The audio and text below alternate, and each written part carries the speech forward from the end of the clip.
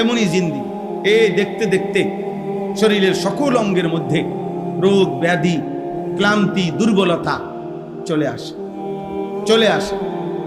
এটাই জীবন, এটাই জীবন। আল্লাহ তাআলা বলছে, বান্দা আমি তোমাকে তিনভাবে সৃষ্টি করেছি।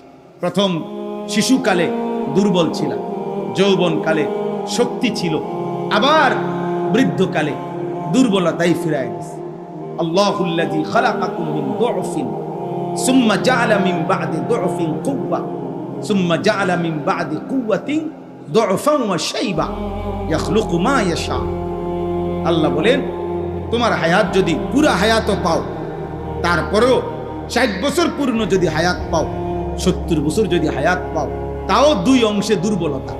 শিশুকালটা দুর্বলতা, বৃদ্ধকালটা দুর্বলতা, মাঝখানে যৌবন অল্প কিছুদিন, সেটা হলো সবল, কুওয়া, শক্তি।